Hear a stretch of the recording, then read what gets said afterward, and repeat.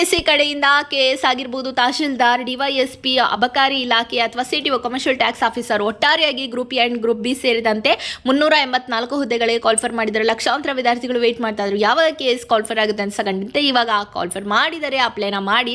March 4ನೇ ತಾರೀಕಿನಿಂದ applications open ಆಗ್ತಾ ಇದೆ. ಏಪ್ರಿಲ್ 3ನೇ ತಾರೀಕು ಲಾಸ್ಟ್ ಡೇಟ್. ನಿಮಗೊಂದು ಪ್ರಿಲಿಮಿನರಿ ಎಕ್ಸಾಮ್ನ ಟೆಂಟೇಟಿವ್ ಡೇಟ್ ಕೂಡ ಕೊಟ್ಟಿದ್ದಾರೆ, ಮೇ 5ನೇ ತಾರೀಕು ನಡೆಯುತ್ತೆ ಅಂತ.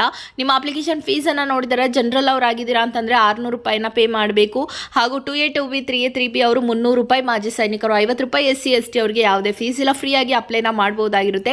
ನಿಮಗೆ ಪ್ರಯತ್ನಗಳನ್ನು ಕೊಟ್ಟಿದ್ದಾರೆ. ಕೆಎಸ್ಗೆ ಅಟೆಂಡ್ ಮಾಡಲಿಕ್ಕೆ ಜನರಲ್ ಅವರಿಗೆ 5 ಸರಿ ಟೈಮ್ ಕೊಟ್ಟಿರ್ತಾರೆ. ಪ್ರವರ್ಗ 2A 2B 3A 3B ಪ್ರವರ್ಗ 1 ಅವರಿಗೆ 7 ಬಾರಿ ಅಟೆಂಪ್ಟನ್ನು ಮಾಡ್ಬೋದು. SC ST ಅವರಿಗೆ ಅಂದರೆ ಪ್ರಯತ್ನಗಳೇ ಇರೋದಿಲ್ಲ, ಸೊ ಅವ್ರು ಯಾವಾಗ ಬೇಕಾದರೂ ಪ್ರಯತ್ನ ಮಾಡ್ತಾನೆ ಇರ್ಬೋದು. ಬಟ್ ಏಜ್ ಲಿಮಿಟ್ಸ್ ಕೂಡ ಕನ್ಸಿಡರ್ ಆಗುತ್ತೆ ಇಲ್ಲಿ.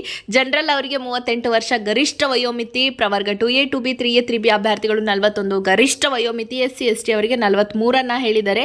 ಸೊ ನೀವು ಇದಕ್ಕೆ ಅಪ್ಲಿಕೇಶನ್ಸ್ ಅನ್ನ ಹಾಕಿ ಇದರ ಒಂದು ನೋಟಿಫಿಕೇಶನ್ PDF ಹಾಗೂ ನೋಡಿ, ಇದನ್ನ ನೀವು ಕಂಪ್ಲೀಟ್ ಆಗಿ ನೋಡ್ಕೊಂಡ್ಬಿಟ್ರೆ ಯಾವ ತರ ಎಕ್ಸಾಮ್ ಪ್ಯಾಟ್ರನ್ ಇರುತ್ತೆ, ಯಾವೆಲ್ಲ ಟಾಪಿಕ್ ವೈಸ್ ಕೊಡ್ತಾರೆ, ಯಾವ ತರ ಎಕ್ಸಾಮ್ ಇರುತ್ತೆ ಅಂತ ನೀವು ಕನ್ನಡದಲ್ಲೇನೆ ಕೊಟ್ಟಿದ್ದಾರೆ.